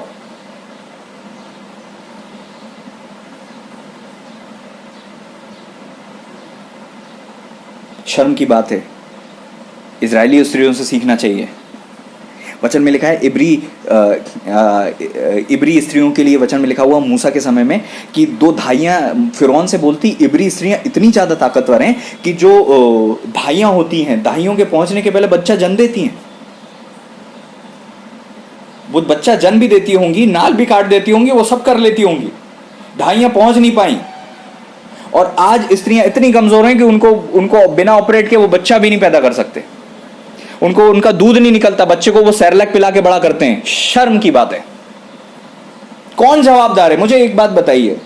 हो सकता है आज मुझे ये प्रचार नहीं करना चाहिए और इस रीति से बात नहीं करना चाहिए, लेकिन आपकी बुद्धि खोलेगा कौन? आज तक आपको ये चीज की शायद किसी ने सिखाई होगी। ये शर्म की बात है कि आपको परमेश्वर ने बच्चा दिया है कि आप 6 महीने उसको अपना दूध पिलाओ, और आप उसको भैंस का, गाय का और सेरेलैक का दूध पिलाते हो, तो ये आपकी कमजोरी है और आपके लिए शर्म की बात है और नाक कटने की बात है।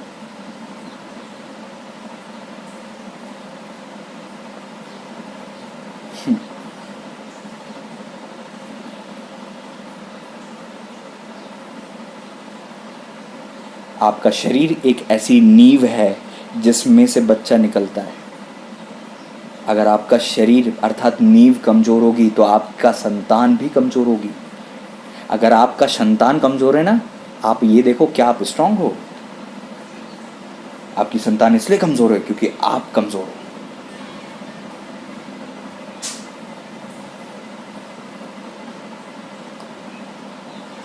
हमने कभी नहीं सोचा इस बारे में। हमको लगता है दुआ से होगा, ये काम भी हम दुआ से कर लें। कौन जवाबदार है? हम जवाबदार हैं। मैं जवाबदार हूं। Praise the lord. We are responsible. और हम पर प्रजा होकर भी नाश होते हैं। क्यों? क्योंकि हमारे पास ज्ञान नहीं है। हमारे पास ज्ञान नहीं है। एक बेटी को मैं समझा रहा था, मैं बस ख़त्म कर रहा हूँ, सरमन समाप्त हो चुका है, और मुझे लगता है कि आप लोग आशीषित ज़रूर हुए होंगे। थोड़ा ज़्यादा लंबा हो गया। अगर आपको नहीं सुनना तो मत सुनिए, सुनेंगे तो आप आशीषित होंगे। आपके हाथों में। मेरा काम था बोलना। कम से कम प्रभु मुझसे कहेगा जो ज्ञान मैंने तुझे दिया था, जो बातें मैंने तुझे बताई थी, तूने बताई कि नहीं बताई? मैंने बता दी। समय तो लगेगा, मैं एक साथ रफ्तार से नहीं चल सकता, मुझे बोलने में टाइम लगता है, तो 1-1.5 घंटे का सरमन हो गया होगा। हालेलुया। मैं एक बेटी से बोल रहा था, मैंने कहा बेटा, जो भी लड़की की शादी होती है, जो भी गृहिणी बनने वाली होती है, जो भी किचन में सामान बनाती है, उसको कम से कम डाइटिशियन का नॉलेज होना चाहिए। डाइटिशियन का उसको कोर्स करना चाहिए कि क्या खाने से क्या मिलता है, क्या खाने से क्या नहीं मिलता। मैंने उसको एक स्टडी के विषय में बताया कि विटामिन एक होता है B3। विटामिन B3 जो होता है वो हमारे मूड को कंट्रोल करता है। अगर उस विटामिन B3 की कमी होती है हमारे मन में, हमारे ब्रेन में, उसके कारण से हमारा मूड जो होता है चिड़चिड़ा सा होता है। इसके कारण से अगर हमारे मन में, हमारे शरीर में विटामिन की कमी है और हम चिड़चिड़े हैं, तो पूरे घर का माहौल चिड़चिड़ा और ख़राब होने लगता है। तो हमारा मन कनेक्ट है हमारे पेट से। हम जो खाते हैं उससे हमारा मन कंट्रोल होता है। इसलिए जब भी आप अपना जो पसंदीदा खाते हैं तो एकदम से आपको खुशी मिलती है, एकदम से आपको एनर्जी मिलती है, एकदम से ऐसा लगता है कि वाह मज़ा आ गया। आपका मूड कंट्रोल होता है आपके भोजन से। तो आपको ध्यान देना चाहिए कि आप क्या खाते हो, क्योंकि आपका ब्रेन, आपका पेट और आपकी आत्मा कनेक्टेड है। आपको पता है आपका जो पेट है ये आत्मा का द्वार है, पता है आपको? आप जो पेट में डालते हो वो हल्की चीज नहीं है। प्रभु बोझ जो आप लेते हो, क्या जरूरत है? हम तो आत्मा है, प्रभु बोझ की क्या जरूरत है? प्रभु बोझ की चीज जाती तो पेट में है, लेकिन असर कहां करती है? आत्मा में। समझ रहे? आपके भोजन पर यह डिपेंड है कि आप शरीर में कैसे बनोगे, आपका मन कैसा रहेगा दिन भर, और आपकी आत्मा कैसी रहेगी। मैं सच कह रहा हूं, थोड़ा सा हो सकता है लंबा हो जाए। चलिए समाप्त करते हैं, छोड़िए। प्रभु जी हम धन्यवाद देते हैं पिता, आपने हमसे बातें की है। ओ मेरे प्रभु, जितने समझदार हैं वो इतने में ही समझ जाएंगे, और जो नहीं सीखना चाहते वे नहीं सीखते। मेरे पिता, मेरी जवाबदारी जो थी मैंने बता दी, भले ही ये आत्मिक प्रचार नहीं लगे, ये ऐसा लगे कि बस मैंने ज्ञान बांट दिया, लेकिन ये ज्ञान के ना होने से ही तो प्रजा नाश हो जा रही है। खुदा, मेरी दुआ है मेरे पिता, ये लोग नींव को मजबूत करें। नींवें ढा दी जाती हैं तो धर्मी कुछ नहीं कर सकते। ये बच्चे धर्मी हैं प्रभु, मैं धर्मी हूँ प्रभु, क्योंकि धार्मिकता आपने हमें दी है, लेकिन फिर भी हम लाचार हैं, बेचारे हैं, कमज़ोर हो रहे हैं। क्यों? हम दुआ तो करते, लेकिन प्रभु हमने अपनी नींवों को नहीं संभाला। लोगों की मैरिज ख़राब हो चुकी हैं, लोगों की फाइनेंशियल कंडीशन ख़राब है, लोग अपने आत्मिक गुरुओं से दूर हैं, आत्मिक पिता से दूर हैं, आत्मिक पिता से कनेक्शन में नहीं हैं। सब जगह कचरा है प्रभु, सब जगह बुरी स्थिति है। भाई भाई से प्रेम से बात नहीं करता, बहन बहन से प्रेम से बात नहीं करती, परिवार में आपस में नहीं बनती। नींवें ढा दी गई हैं खुदा, और धर्मी कुछ नहीं कर पा रहे। और हम आपको जवाबदार मानते, हम अपने लोगों को जवाबदार मानते हैं। मूर्खता हम करते, और उससे बड़ी मूर्खता ये कि हम समझ ही नहीं पाते कि गलती हमारी है। इन बेटियों को आप बुद्धि दें खुदा, इन्हें बुद्धि दें कि अभिषिक्तों से जो व्यवहार करते हैं उस पर ध्यान दें खुदा, क्योंकि जहाँ से उन्नति आती है वहीं से गिरावट भी आ सकती है। ओ खुदा प्रभु जी, जो आशीष के सोते होते हैं वहाँ से ओ प्रभु हम आशीष ही आशीष प्राप्त करें। जिनकी जवाबदारी, जहाँ हमें कलीसिया के भंडार को हमें देखने की ज़रूरत है कि वहाँ पर भोजन वस्तु की कमी घटी ना हो। वचन में साफ लिखा है कि जब तुम दशवांश देते हो प्रभु, ओ खुदा आपके वचन में साफ लिखा हुआ है, तब ऐसा करके मुझे परखो कि मैं स्वर्ग के झरोखे खोलता हूँ कि नहीं। लोग केयरलेस हैं लॉर्ड। ओ मेरे पिता, हम अपने बिजली का बिल टाइम पे भरते हैं, अपना किराया टाइम पे भरते हैं, लेकिन महीनों हो जाते हैं हम दशवांश नहीं देते खुदा, और इस कारण लेवी ये खेत में भागने लगे हैं खुदा। कौन जवाबदार है प्रभु? इनकी बुद्धि खुल जाए। वचन में लिखा हुआ है, जब पौलुस ने साफ कहा मेरे प्रभु, हालेलुया, इनकी बुद्धि खुले खुदावंद, हालेलुया, थैंक यू लॉर्ड, कि जब हम तुम में आत्मिक चीज़ें बोते हैं तो तुम्हारी शारीरिक कटनी क्यों ना काटे। पौलुस ने साफ कहा है। हाँ मेरे प्रभु, थैंक यू लॉर्ड। ओ मेरे पिता, मेरी दुआ है हर एक सेवक की आप सुधि लेना, हर एक विश्वासी की आप सुधि लेना, हर एक भाई बहन की आप सुधि लेना मेरे पिता, और कम से कम उन्हें बुद्धि मिल जाए ताकि वो जवाबदार हैं, वो ये समझें आज इस वचन से, we are responsible for that.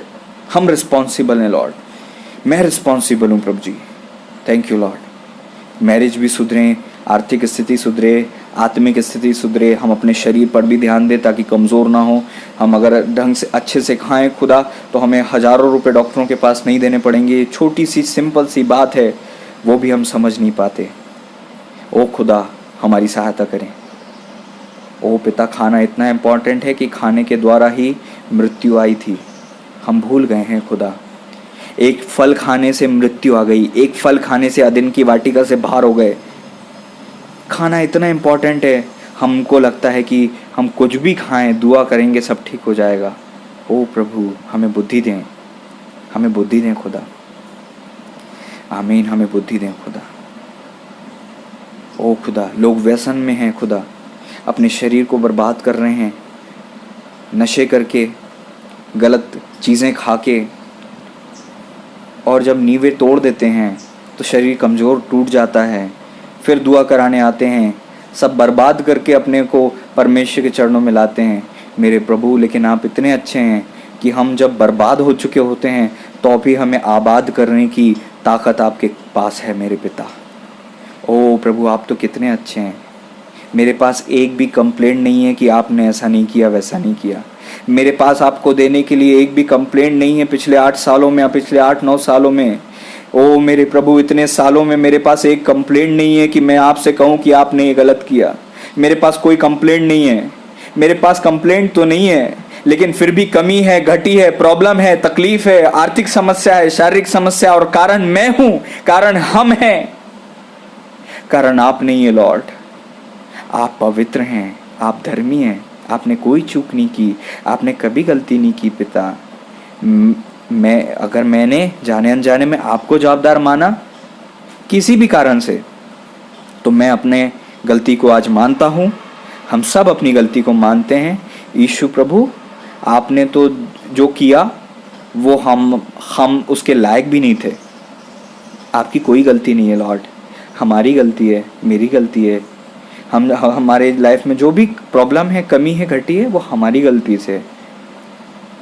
हम तो इतना गलत कर करके भी मेरे प्रभु आशीषित हो जाते हैं, क्योंकि आप जवाबदार अपने ऊपर लेते हैं खुदा। आप अपनी हमारी जवाबदारी अपने ऊपर लेते हैं और कहते हैं मैं तुम्हें लिए चलूँगा, मैंने तुम्हें पैदा किया, मैं तुम्हें संभालूंगा, मैंने तुम्हें बचाया, मैं तुम्हारी रक्षा करूँगा। हाँ मेरे प्रभु, कितनी रात हम दुआ करे बगैर सो जाते, फिर भी आपके दूत दिन रात हमारे चारों तरफ मेरे प्रभु घेरा बनाए रहते ताकि हम सुरक्षित रहें। ये कौन है प्रभु? ये हम नहीं है, ये आप हैं पिता।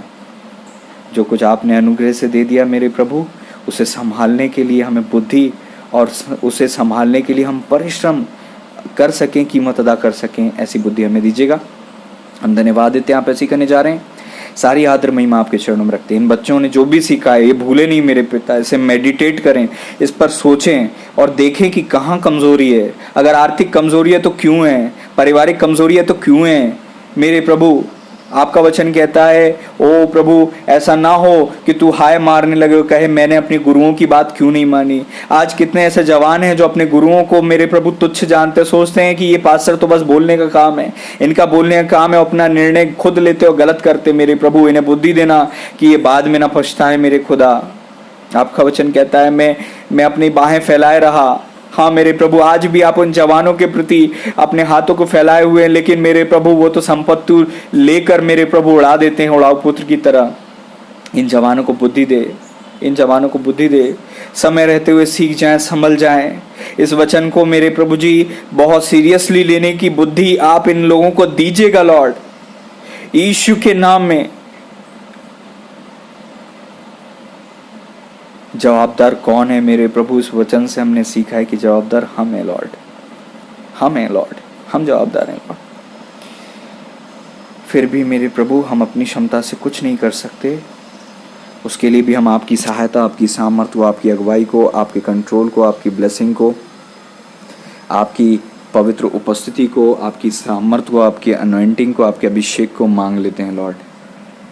आपके कंट्रोल को हम मांग लेते हैं लॉर्ड, आपकी सुरक्षा को हम मांग लेते हैं लॉर्ड, आपके प्रोटेक्शन को हम मांग लेते हैं लॉर्ड। यस लॉर्ड, हम मांग लेते हैं खुदावन प्रभु जी, क्योंकि हम आपके बिना नहीं है कुछ भी, हम नहीं कर सकते आपके बिना कुछ भी लॉर्ड। हम मांगते हैं मेरे पिता, धन्यवाद देते हैं मेरे पिता। आप ऐसी करने जा रहे हैं, सबों को ब्लेस कीजिएगा। धन्यवाद देते हैं खुदावंद यीशु मसीह जी के महान पवित्र सामर्थी नाम में मिलकर हम इस दुआ को मांग लेते हैं, आमीन। अब हमारे परमेश्वर पिता का प्रेम, पुत्र प्रभु यीशु मसीह जी का अनुग्रह और प्रभु पवित्र आत्मा परमेश्वर जी की गहरी संगति और सहभागिता हम सभी विश्वासी गणों के साथ प्रभु जी के दूसरे आगमन तक वर्णिगानी होती रहे, आमीन। प्रभु आपको आशीष दे। हफ्ते में एक दिन उपवास रखें, प्रार्थना करें और एक बात याद रखें, आप जवाबदार हैं। अगर आपने गलती की है तो फिर जवाबदार परमेश्वर को मत बोलें, आप रोकर परमेश्वर को दुआ करें, बताएं, अपनी रिक्वेस्ट दें, लेकिन खुद के ऊपर की जवाबदारी परमेश्वर को ना थोपें। आपने गलती की है, आप भुगत रहे हैं, तो आप किसको बता रहे हैं कि आपके जीवन में ये बीत रहा है? आप ये तो सोचें कि गलती आपकी है, मेरी है।